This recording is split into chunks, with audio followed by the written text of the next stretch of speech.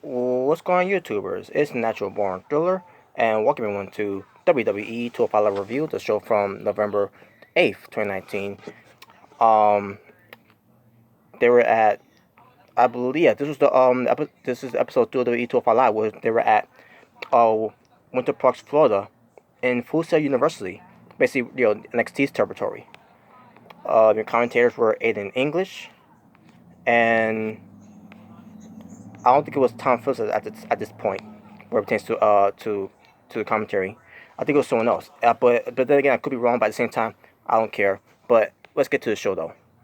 The opening match was um Mansoor, Mansoor versus D. Brian Kendrick, which ends up being a very good opener match. And Mansoor, for you may know, who's won the Battle Royal back at WWE Super Showdown at Saudi Arabia, his home country. And then we get to Crown Jewel, where he ends up beating Cesaro in the best match on that show of Crown Jewel, where it pertains to Mansoor versus Cesaro. And yes, some people may say, oh yeah, he only had a good match because Cesaro was in it. No, Mansoor is pretty good, even with or without Cesaro in the match. So Mansoor is a pretty damn good wrestler. And what are the odds? A good wrestler coming out from Saudi Arabia. So props to Mansoor. But what does this mean for Mansoor? What pertains to him winning battle royals and winning fans over to a certain degree. What pertains to being in WWE, especially being part of NXT, means nothing because they barely showcase him and barely feature him on NXT anyway. So what's the point? But he has a match against D. Brian Kendrick. Ends up being a good match where Mansoor ends up winning the match. So yeah, it was Tom Phillips and English. So yeah, that was your commentators. Um,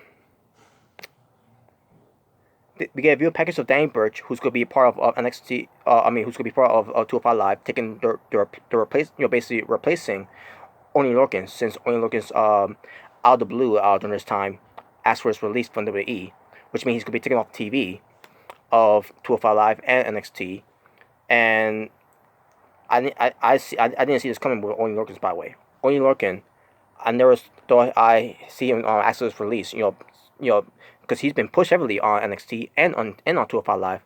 So I don't know what the deal is with Oney Lorcan's, why he decided to ask for his release, even though it's not gonna be granted. But at the same time, I wonder why he decided to ask his release, because he's not going by Oney Lorcan's anymore. I can't remember what was his wrestling name he's going by. In fact, maybe look it up. Biff Buskis. That was his name in the Indies, and he's going by that name now. If you've seen his Twitter handler, Oney Lorcan. So that's just gonna be he's going by his Indian name, Biff Biff Buskis. So there's issues with Oney Lorcan's basically Bish Bish Buskis.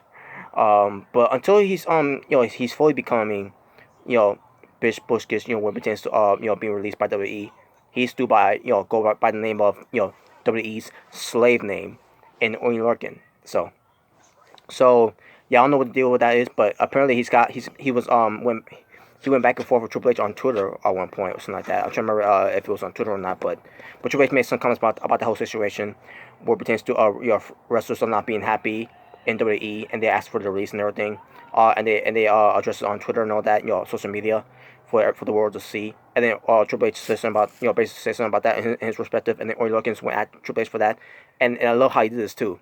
He says something about it's all about the game and how you play it. Ouch! Savage tweet of the year. Next to the person that also did a savage tweet of the year candidate, where it pertains to Seth Rollins, where it pertains to holding with the Hell in a Cell debacle, where I'm pretty sure that Mankind and Undertaker would stopped the match back in '98 of the Hell in a Cell, and then that fan replied by saying, and I'm pretty sure that Sting would stop the match, when Seth Rollins did that buckle bomb to him, which ended the career of Sting, which it didn't really end the career of Sting. It's just that WWE won't clear him because Sting is okay, he's fine. WWE just won't clear him. That's the problem. But anyways, the point is, especially next to that, whole savage tweet of the year, which changed to Oney Lorcan's, and for that fan on for tweeting Seth Rollins, because Seth Rollins was being a dick, and basically justifying that poor and garbage booking that this man did what pertains to Hell in a Cell. which kills the prestige, the mystique of Hell in a Cell. So there you go. Anyways, but yeah, so basically, like I said, Oney Lorcan is going to take it now. So I'm pretty sure he's not going to come back anytime soon. So they got a replacement, Danny Burch, and that's nothing too. Oney Lorcan's played pussy. I thought Danny Burch was going to put Oney Lorcan meant to say, excuse me. I thought Oney Lorcan was going to put Danny Burch in a hot position here, but then come think of it, this is NXT. This is not the main roster. Isn't this man in charge of Danny Burch right now? This is Triple H being in charge of Danny Burch. So, in a way, I'm giving props to Triple H for not punishing Danny Burch of this whole situation because Oney Lorcan's one asking for his release. So in a way, Danny Burch is okay, and I'll get to more of that once I get as we continue to count down, retains to me and ending my 205 Live reviews. And nothing's going to change my mind. Nothing's going to change my mind about that too. And I'll get to more of that once we get to the tail end of it. But let's move on. Lio Rush versus Raul Mendoza, a match that people will cared about to watch instead of chanting any English, and be invested. Unlike the main shows of these WWE fans.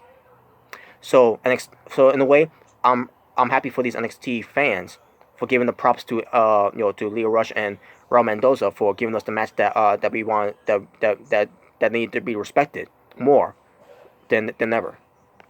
And it's been a great match with Lio Rush ends up winning the match, and that was it.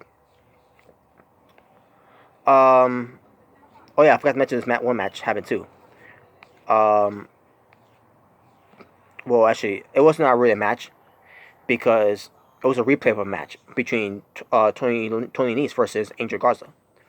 So nothing to say about that. So, but there was two matches basically on the show here, and my overall scoring for the show, I'm gonna give it a 6.5 out of 10 this time. And that being said, thank you all for watching for It's Natural Born Thriller, saying peace on the streets. For this was your WWE 205 Live review, the show from November 8th, 2019.